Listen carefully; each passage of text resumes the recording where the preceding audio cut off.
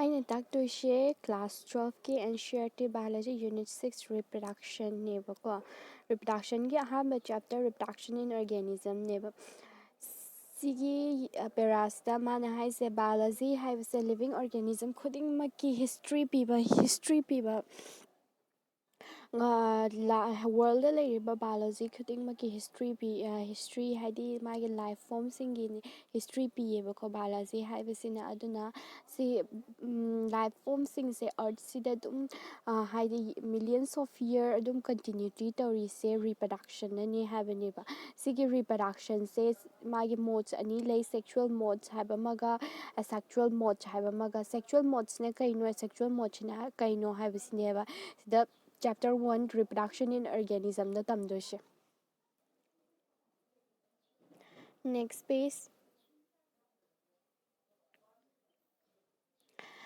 page ꯗ ꯍꯥꯏꯔꯤꯁꯤꯅ ꯁꯤꯒꯤꯁꯦ scientist ꯑꯃꯒꯤ ꯃꯃꯤꯡꯅꯦꯕꯀꯣ Next page ꯗ ꯍꯥꯏꯔꯤꯁꯤꯅ scientist ꯑꯃꯒꯤ ꯃꯃꯤꯡꯅꯦꯕ ꯁꯤꯁꯦ Panchanan Maheshwari haise Indian biologist ne mase world ki oina biologist neba mase kaida mana taurambase kaino haibata he work on embryological aspect and popularize the use of embryological characters in taxonomy. He established the Department of Botany University of Delhi as an important center of research in embryology and tissue culture. He also emphasized the need for initiation of work on artificial culture of immature embryos. Masi mana tauramba singduneba sise masi embryological haitardi gamete formation tauba matam gamete se form tara zygote form tara matungda embryo form taraga fetus olaktoinidana adugiduda taxonomy haibasida mana work tauramebako taxonomy haitardi group organism group sembadigi apunbasingdubuneba taxonomy haise ko sise class 11 gi chapter 1 the living world haibise taxonomy haise kaino haibise fasana taabane class 11 gi living world haibe chapter dusu aina upload tawkhrabane yengdaba yawrasu khangningba yawrasu adu yengbiyo mathangda next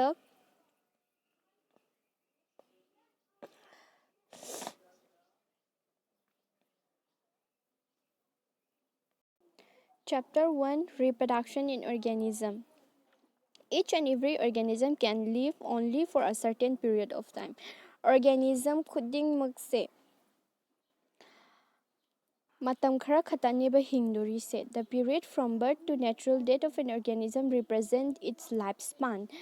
Organism amagi lifespan haidi kaino habada magi pokpadagina siba phawagi matam dubuneba organism amagi lifespan haise si maraki sentencing sidi thoine important oide aina important oiba singduna different color na highlight tawbani aduga underline tawrisingduna adusu important oi adubu hena important oi bisingsina highlight tawisingsine adubu khangjanbada kanagadaba singduna aina different color na underline oina tawbani si maraki sentencing sida mana haini se kaino habda kadawbase lifespan se organism amagi lifespan se magi matam chahi se sangni hingba natraga tene hingba haise magi organism dugi size ta depend tawde habaniba samna habda example oina harabada crow ga parrot ka se magi size ti thoine khetna de aduba magi hingbagi chahi di yam khetnayeba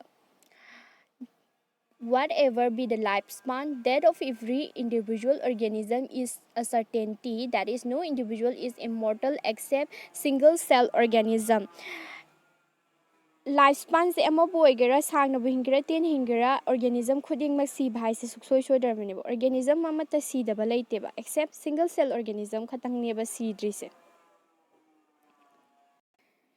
The piriba figure singsina organism kharagi lifespan khara singnebako moina sida blank khara di piramme ha akoina thijana ba haina adu do aina fill up tawrabane sida elephant kina 60 to 90 years rose kina 5 to 7 years dog 20 years butterfly 1 to 2 weeks crow 15 years banana tree 25 years cow 20 to 25 years parrot 140 years nasai crow ga parrot kese mai masagi size se yam khena de dani do chahi di parrot na 140 years ne hingi se crow di 15 years khata ni hingi se si age study hingbagi matam di am thi khenai dana widely different oi dana adune mana sa hai do chahi da depend tau ga my size se depend tau de hai do crocodile 60 years horse 60 years fruit fly 30 days rice plant 3 to 4 months, tortoise 100 to 150 years, banyan tree 200 to 300 years. The period few organisms in years since approximate ngatin haidi exact amta natte ba approximate ngatin ne ba my lifespan since the period ba few organisms in lifespan since ko.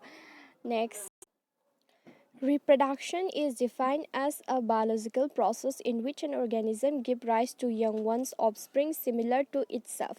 Reproduction habise kaino habada biological process amane ba organism na offspring piba ngamba haide macha piba ngamba macha dusu amaga similar oidoba ko.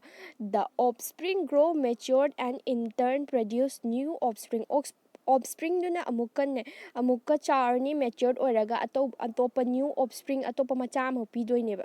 Thus there is a cycle of birth, growth and death. Organism khuding maki cycle neba pokpa chawba amasu siba haise. Reproduction enables the continuity of species generation after generation. Reproduction sinane generation after generation generation species khuding makse earth sida ne haidi earth sida continuity tawle hale sum le helleba sum mari samdaraga dum le helleba. You will study later in chapter 5 principle of inheritance and variation, how genetic variation is created and inherited during reproduction. Chapter 5 principles of inheritance and variation have a chapter sidane reproduction process sidane genetic variation kamai lai moi se tongan ba gene kamaina inherit tawre I have se sigi chapter sida chapter 5 sida tamdori neba.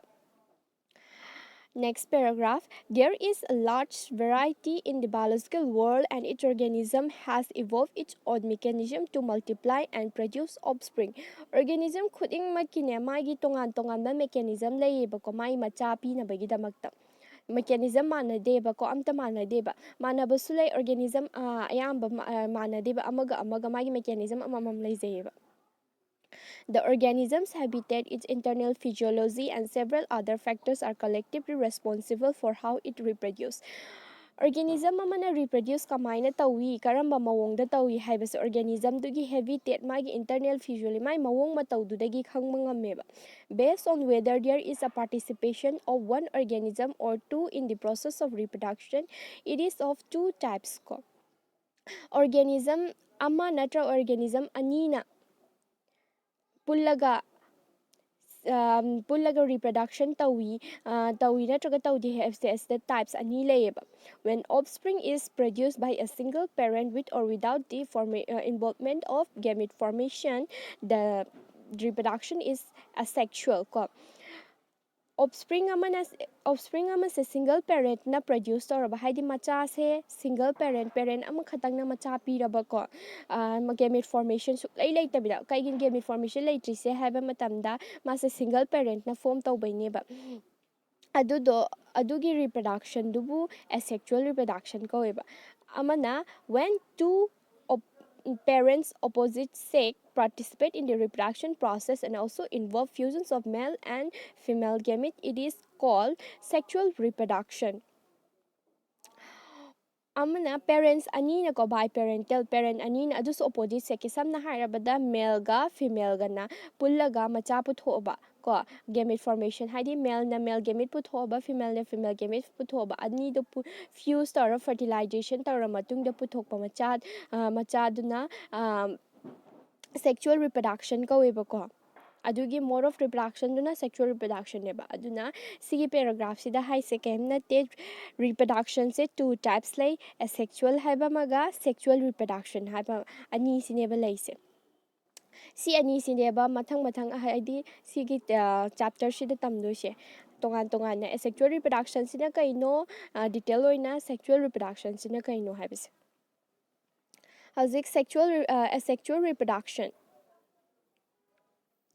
Asexual reproduction. In this method, a single individual parent is capable of producing offspring.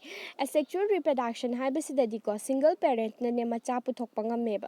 As a result, the offspring that are produced are not only identical to one another but are also exact copies of their parent. The adugi offspring do produce tꯧꯔꯤꯕ ꯄꯨꯊꯣꯛꯏꯕ ꯃꯆꯥꯁꯦ ꯑꯃꯒ ꯍꯥꯏꯗꯤ ꯃꯆꯥꯁꯤꯡꯗꯣ ꯑꯃꯒ ꯃꯥꯟꯅꯕꯇ ꯅꯠꯇꯅꯅꯦ ꯄꯦꯔꯦꯟꯁꯀꯤꯁꯨ exact copies ꯑꯣꯏꯕ ꯍꯥꯏꯗꯤ ꯄꯦꯔꯦꯟꯁꯀꯁꯨ ꯃꯁꯛ ꯆꯞ ꯃꯥꯟꯅꯩꯕ. Are these offspring likely to be genetically identical or different ꯀꯣ ꯍꯥꯏꯗꯤ ꯁꯤꯒꯤ offspring ꯁꯤꯡꯁꯦ genetically ꯃꯥꯏ ꯖꯤꯟꯁꯨ ꯆꯞ ꯃꯥꯟꯅꯕ꯭ꯔꯥ ꯅꯠꯇ꯭ꯔꯒ different ꯑꯣꯏꯕ꯭ꯔꯥ ꯃꯥꯟꯅꯩꯌꯦꯕꯀꯣ ꯃꯥꯏ ꯖꯤꯟꯁꯨ ꯆꯞ ꯃꯥꯟꯅꯅꯤꯕ. The term clone is used to describe such morphologically and genetically similar individuals. Clone haiba term se karam kanda sizinage haiba matamda mapan thongi appearance haidi mai masak su chap manaraba mai gene inherit mai parent gi inherit tawrakpa gene du chap manarba adu kanda adugi individual sing dubu haidi adugi organism natrak offspring sing dubu clone haini ba si clone haiba term se pini ba. Next paragraph. Let us see how widespread asexual reproduction is among different groups of organisms. How's asexual reproduction say? Different or group of organisms the kamai to asexual reproduction is common among single cell organisms and in plants and animals with relatively simple organization. Asexual reproduction se single cell organism single cell or cell amkhatang oiba organism da yam common oiba amasu plant natraga animals na simple organization labado my body structure the simple organization labado aduda common oiba. In protists and monerans, the organism or the parent cell divide into two to give rise to new organism ko. Protists in protista and monera, organism or the parent cell divide into two give rise to new individual. Protista natraga monera haiba singsigi organism singdadine cells divide tawrani cells ani thokna divide tawrani aduga new individual pidoineba. Haide protista monera hise RH Whittaker gi 5 kingdom niko aduda protista monera yaubudo adudine sina class 11 gi chapter 2 biological classification da tambado. Ado mana figure 1.2 da piri se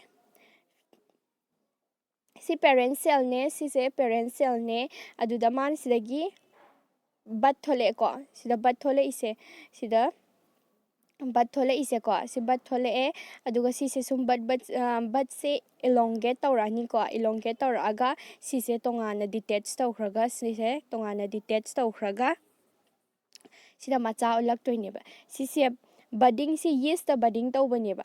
Next kisina binary fission sina binary fission in amoeba. Amoeba is the binary fission tauba sina binary fission tauba haise asexual reproduction gi mode nga set category leba tongana ko binary fission budding haise sisu asexual ngasai reproduction gi mode ani lebdo asexual sexual reproduction haina sumaina asexual reproduction gi su tongan ba mode lejeba ko category leba sina binary fission in amoeba sida mana magi manungi nucleus se sum elongate tawrani ko asise manungi nucleus se sum elongate tawrani sida tawrise sida elongate tawrise aduga sum sangdorani aduga tongan taraga daughter individual ani form tawre tongana daughter individual ani form tawre ko si sumaina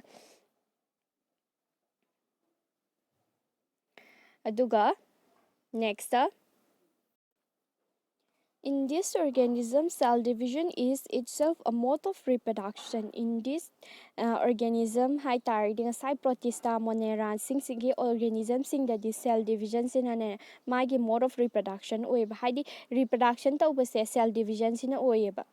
Many single cell organisms reproduce by binary fission where cell divides into two halves and each repeatedly grows into an adult.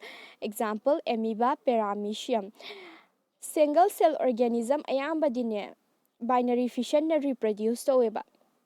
cell se two half ta haidi tangkhai tangkhai divide tawrani then divide tawrani aduga rapidly grow tawrani adult orani adult oraga mas individual amamam ori ne ba example the amoeba paramecium gasai amoeba gi example aina pibado binary fission gi adu binary fission ne ba in yeast the division is unequal and small buds are produced that remain attached initially to the parents, which eventually get separated and mature into new yeast organism.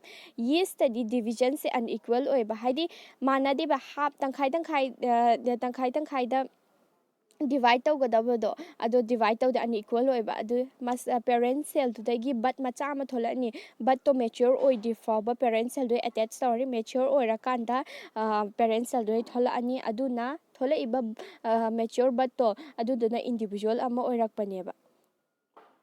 Next, members of the kingdom fungi and simple plants such as algae reproduce through special asexual reproductive structure. Kingdom fungi natraga simple plant algae gumbadani reproduce special oiba asexual structure na taweba asexual reproductive structure laizayeba ko sugumba organism singdadi asexual reproductive structure laizayeba. The most common of these structure are zoospore that usually microscopic motile structure. Quite common oiba structure sidi zoospore haibasineba ko mase microscopic haidi yam mid microscope na ugadamneba ko mase motile structure haidi mase movement tawba yaeba. Other common asexual reproductive structures are conidia, penicillium, buds, hydra, and gamete spawns. Atop asexual reproductive structure haidar conidia dana penicillium se ko, buds dana hydra, gamete dana spawns. Let's see example since sina zoospore neba sina zoospore neba sina example se chlamydomonas zoospore hai se common noibe asexual reproductive structure du neba ko sina chlamydomonas zoospore hai se chlamydomonas ta tauba zoospore sina b sina conidia penicillium hai se sina conidia penicillium aduga sina hydra sina una buds thole ise si buds se si se hide buds ne ko ma division se unequal parent cell ga ma ga di chawba mana de dana si buds se adum matured or lairani si buds se ko mature oidru phawa parent cell de attach to mature or kanda si thola ga individual am oidune ba sina gametes in spawns sina spawns the gametes reproductive structures ko si sine ba ko example magi asexual reproduction gi reproductive structures singi example dot si sine ba. You have learned about vegetative reproduction in plants in class 11. Class 11 the vegetative reproduction hai se kai no se khoi khang khre ba.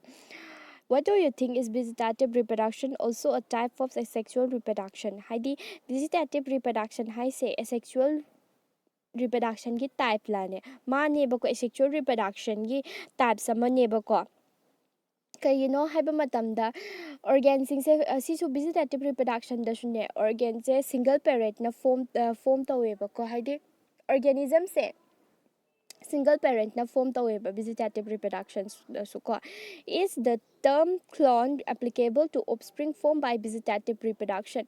Clone haibase ngasai clone haidi kaino haiba matamda asexual reproduction na puthoiba offspring do amaga genetically identical so oiba morphologically identical so oiba adugumba individuals da piba dumuneba clone haise adugumba clone se vegetative reproduction na puthokpa offspring sida su clone se applicable oibra haidi chana bra maming piba da habaneba chana iba chummeba kaigino haidi madi asexual reproduction oiramni na types of asexual reproduction oiramni chana iba.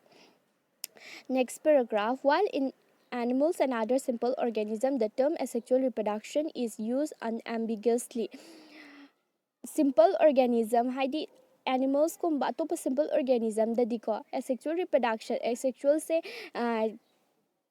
use to asexual haiba terms use to adubu plants da dine plants or di asexual se use to mahuta vegetative reproduction hairaga khangnei ba plants study vegetative reproduction sisu asexual reproduction gi types amani ko adubu plants study vegetative reproduction oine khangnai ba animals ta hai animals study dum asexual reproduction hai ba. In plants, the units of vegetative propagation such as runner, rhizome, sucker, tuber, offset, bulb are all capable of giving rise to new offspring. Plants the nab my vegetative reproduction gi my units layebako units amamam ngasai asexual reproduction gi su units natraga asexual reproduction gi structure laydana ngasai haikibado zoospore conidia gamules adu mayam do asexual reproduction gi unit structure ngatani ba adu mai tawdana vegetative reproduction gi su unit layeba adu maina runners, rhizome, sucker, tuber, offset, bulb sisingse vegetative propagation gi unit ngatanebako si myamse pulap pullagana adugi structure singdo pulap punsalaga vegetative propagules haibaneba. Obviously, since the formation of this structure does not involve two parents, the process involved is asexual. Obviously ko formation sigi structure singse form tawba matamda na two parents involved tawdeba aduna magi process su asexual ni hai neba.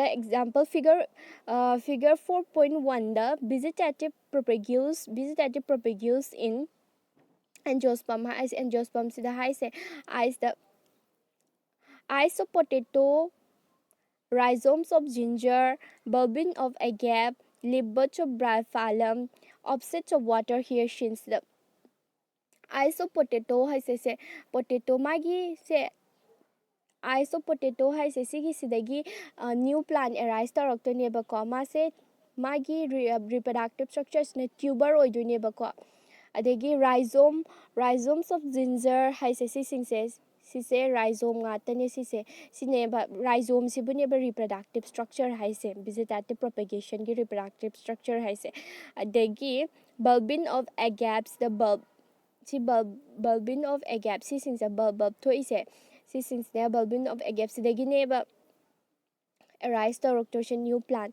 adagi leaf buds of bryophyllum to magi margin dagi buds tholaise buds se si leaf sidagi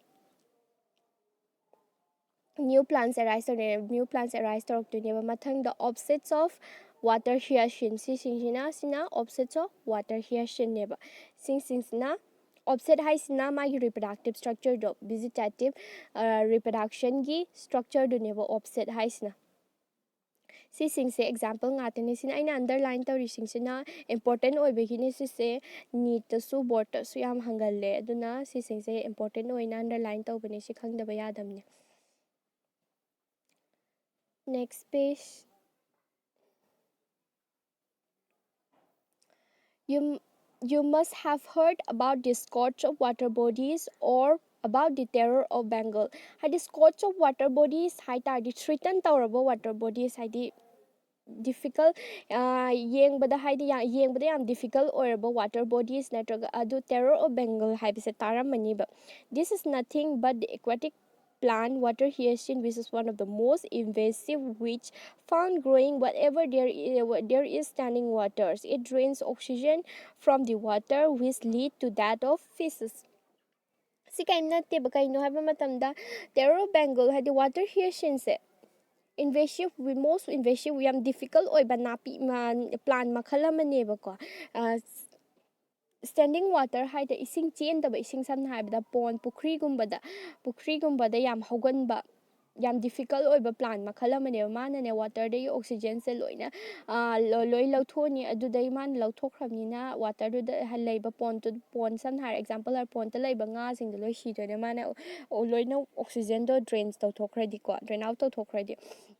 You will learn more about it in chapter 13 and 14. Chapter 13 and 14 ga da hena khankaniba. You may find it interesting to note that this plant was introduced in India because of its beautiful flower and shape of leaves.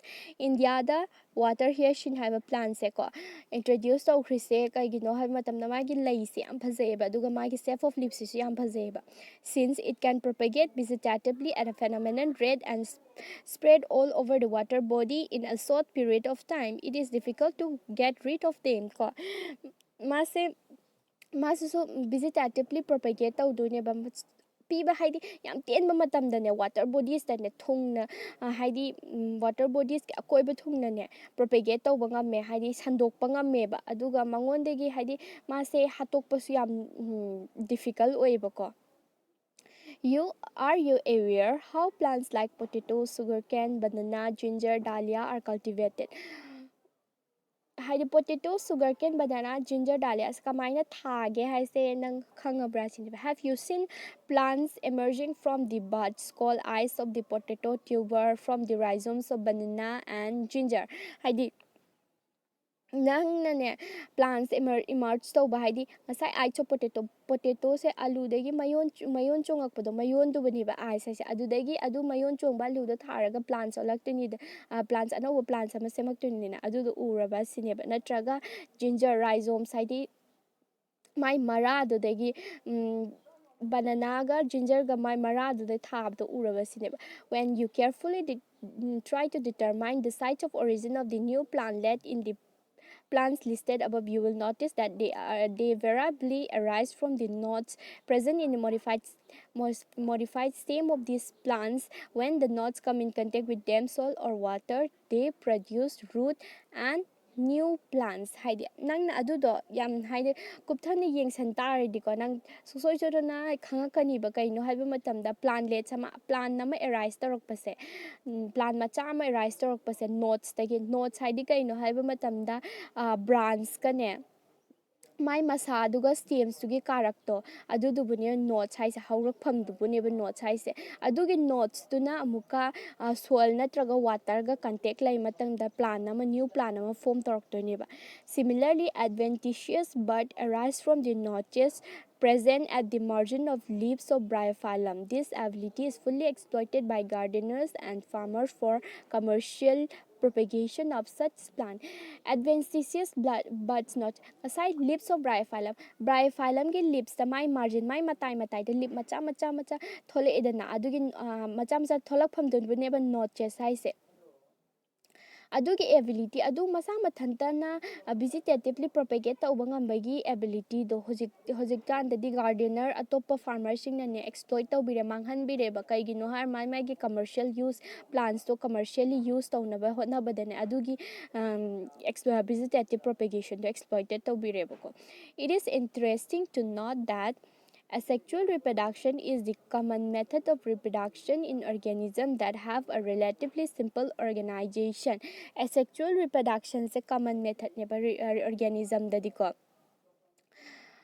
simple organization of organism that the asexual methods of reproduction is common like algae gumba fungi gumba se ko sexual reproduction se aduga ma se sexual method of reproduction da sip taweba ko ontho eba हाइदी adverse condition याम difficult ओइबा condition लाक्ट्रिङैगे weather condition ओइगेरो temperature condition ओइगेरो अदु लाक्ट्रिङैदने sexual method of reproduction सिदा फट ऑन्थो होवेबको सेक्सुअल रिप्रोडक्शन से तौर मतुंगदको काइगिनो have the find out how sexual reproduction enable this organism to survive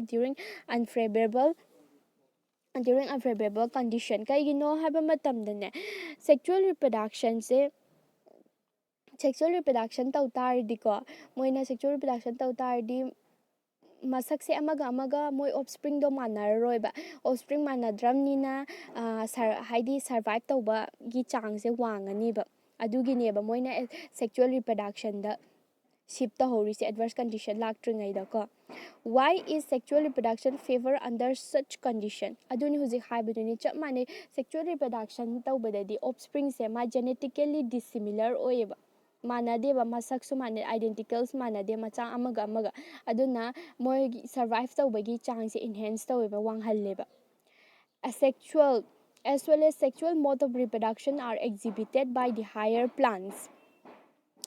On the other hand, only sexual mode of reproduction is present in most of the animals ko asexual ga sexual mode of reproduction se higher plants da uba phangni ba adubu atopadana sexual mode of reproduction sinane animals ayamba animals di u phangni ba next sexual reproduction ko next sexual reproduction horse sexual reproduction involve formation of male and female gametes either by the same individual or by different individuals of the opposite sex. Sexual reproduction se male and female gametes form mangonda form haleba ko male and female gametes form ni sexual reproduction chathaba matamda adudo same individual oigera natraga different individual chap manaba individual na oigera natraga parent ani di changani ba chap manaba individual oigera different individual oigera adubu opposite sex oigadaba male and female oigadaba ko this gamete fuse to form zygote which develop to form the new organism sigi gamete to ngasai male ga female gamete to fuse torani dana aduga zygote form torani adudai zygote tudagi new organism ama laktori ne ba macha piraktoi ne ba adudai macha laktoi ne ba it is elaborate complex and slow process as compared to asexual reproduction. Asexual reproduction dadi my process se yam thuiba ko adubu sexual reproduction dadi yam complex oiba yam broad oiba aduga tapsu yam tappeba. Because of the fusion of male and female gametes, sexual reproduction results in offspring that are not identical to the parents or amongst themselves.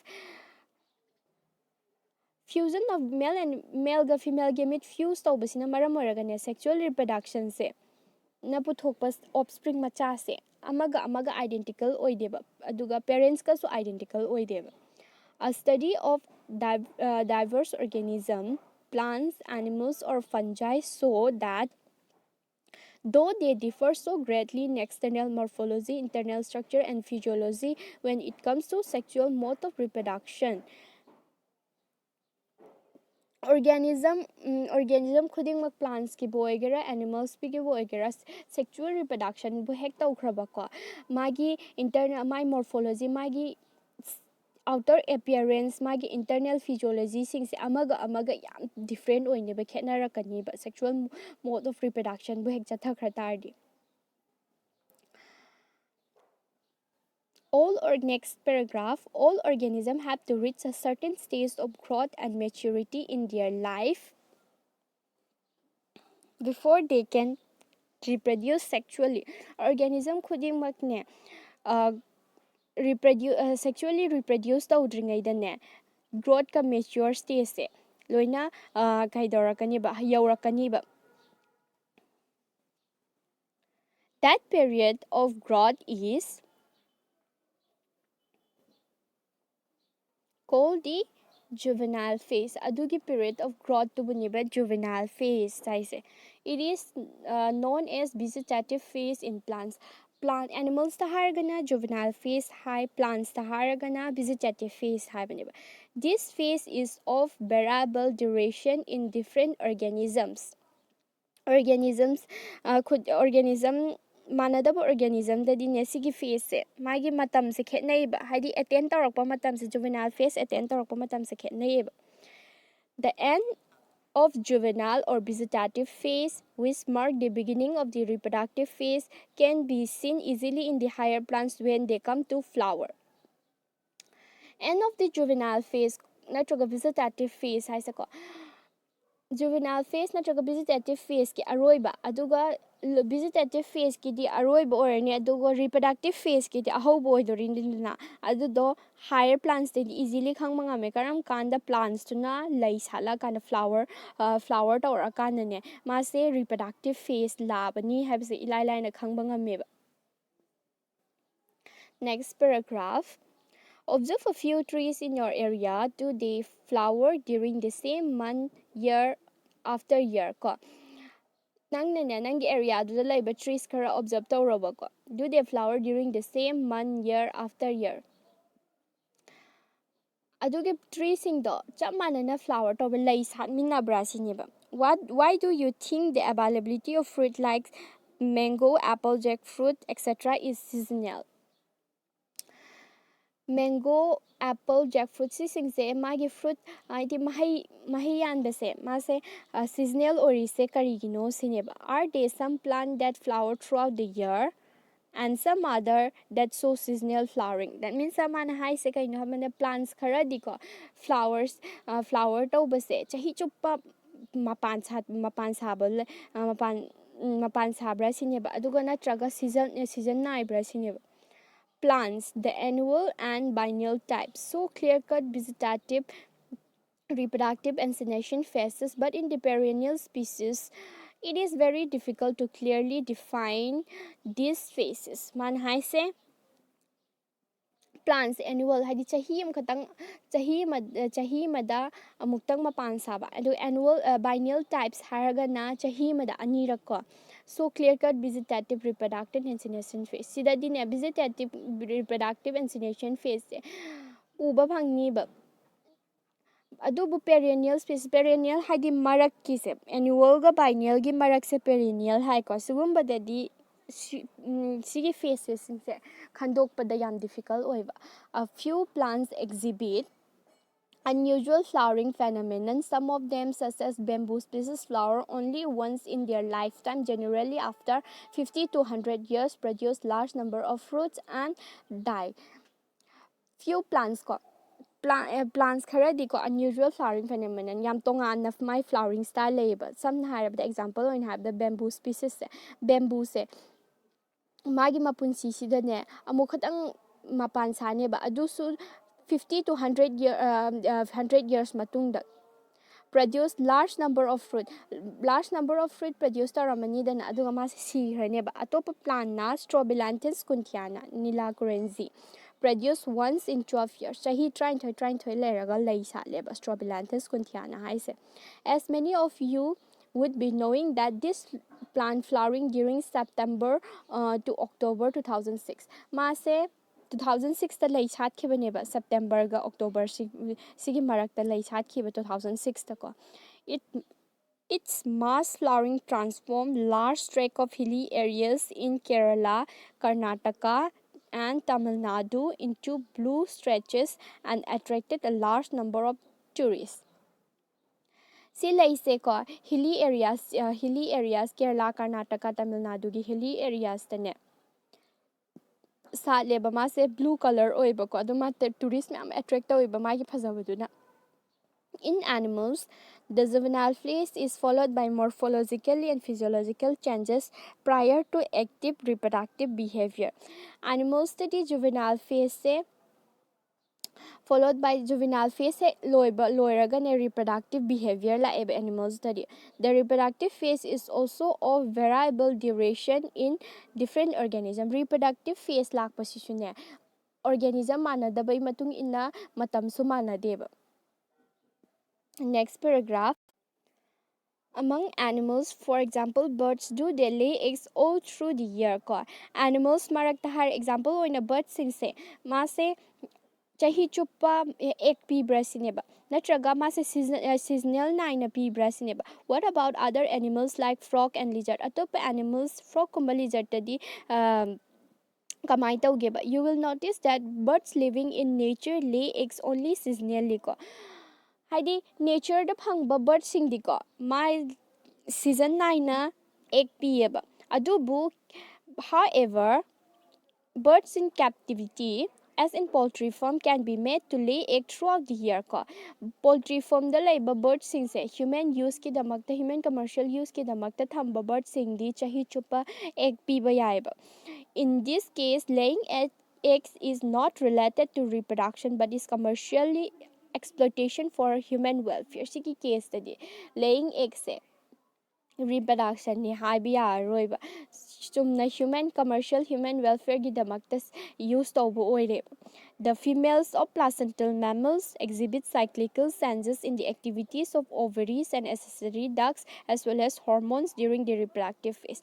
Reproductive phase tadi ne female sing se magi manung gi hormone sing je change la e ko mai cyclical changes la e ba ko mammal sing se nupi sing hari female sing se ko.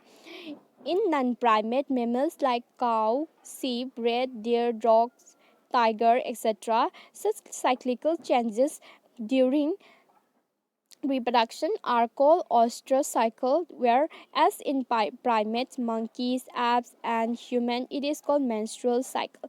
Adugumba cyclical changes to hormonal changes labasing do mammals ta non-primate mammals tadi cow, sheep, rat, deer, dog, tiger sidadi madugumba cyclical changes to oyster cycle ꯀꯧꯋꯦꯕ ꯑꯗꯨꯕꯨ ꯄ꯭ꯔꯥꯏꯃꯦꯠꯁꯇ monkey apes human ꯑꯩꯈꯣꯏ humans ꯀꯨꯝꯕꯗ ꯑꯗꯨꯒꯨꯝꯕ cyclical changes ꯂꯩꯕꯗꯨꯅ menstrual cycle ꯀꯧꯋꯦꯕ many mammals especially those living in natural wild condition exhibit such cycle only during favorable season in their reproductive phase and therefore called seasonal breeders mammals ꯑꯌꯥꯝꯕꯅꯦ ꯅꯦꯆꯔꯗ ꯍꯤꯡꯕ level ꯃꯦꯃꯜꯁ ꯑꯌꯥꯝꯕꯅꯦ ꯃꯥꯒꯤ season ꯅꯥꯏꯅꯅꯦ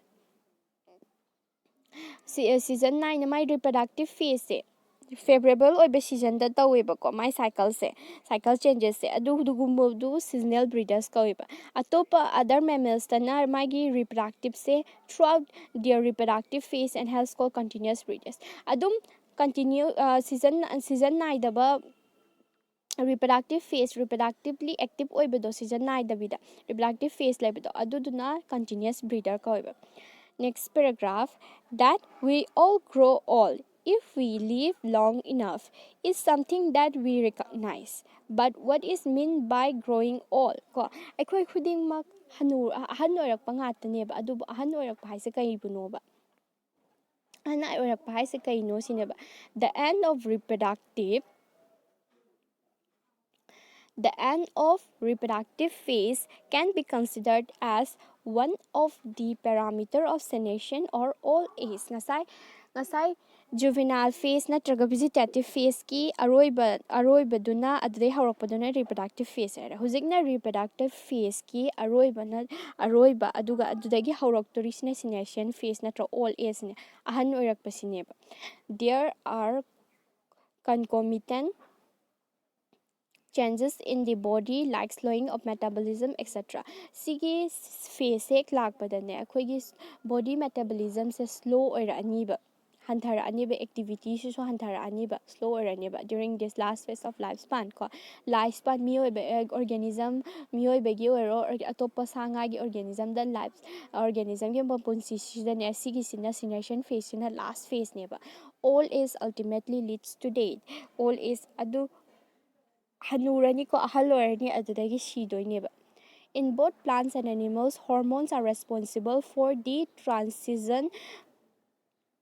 transitions between the three phases sigi phase sing sigi marak tane hormones sing se yamna important oibo plants ki boiro animals ki oiro interaction between hormones and certain environmental factors regulate the reproductive processes and the associated behavioral expression of organism interaction between hormones ka atop environmental surrounding ki reproductive process se regulate taunabo hotnabadane environmental factor go hormone gi interaction changeba ko ani dugi apunba ma changeba aduna organism dugi expression organism se kamaina tawni kamai oirakani haise pirineba next paragraph even in sexual reproduction se thokpa matamda event khara changeba adudune se tamaktoise after attainment of maturity se hek ma se mature hek oirabako all sexually reproducing organisms exhibit events and processes that have remarkable fundamental similarity even though the structure associated with sexual reproduction are indeed very different organism khudingmak mature oirani adudagi sexually reproduce tawba ngamba organism singse ko event natraga process khara mayok narakani ba adugi event process to organism khudingmaki mananeba organism amaga manadrasu adugi event sing dudi manene adugi processing dudi ko the event of sexual reproduction through elaborate complex follow a regular sequence adugi sexual reproduction gi event sing elaborate yamna sandu e wide oi bako aduga complex oi aduga regular sequence oi regular sequence oi di sequence naina ko chatleba mathang manaw naina chatle habanida ko skip tawdeba sexual reproduction is characterized by diffusion or fertilization of the male and female gametes, the formation of zygote and embryogenesis. Sexual reproduction haise kaino haibam tanga sai so hai fusions of male and female gamete ne si se fuse toraga fertilization to zygote form torani zygote to dagi embryo olan embryo olak pa haise fetus on bahura amne macha on bahura abane ba ko adu embryo form torok pagi process to ni embryogenesis haise.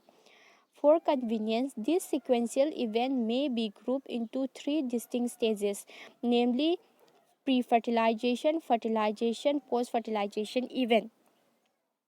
Adugi stages haidi events to ahum thokna khaidu amana pre-fertilization. Fertilization tawdringai mamangda. Fertilization tawdringai mamangda di kai tawi haba matamda gamete form tawi ko male female gamete. Aduga form tawbo loiraga fertilization tawi ko. Fertilization tawrani fertilization tawra zygote form tawrani. Adui matungda post-fertilization event.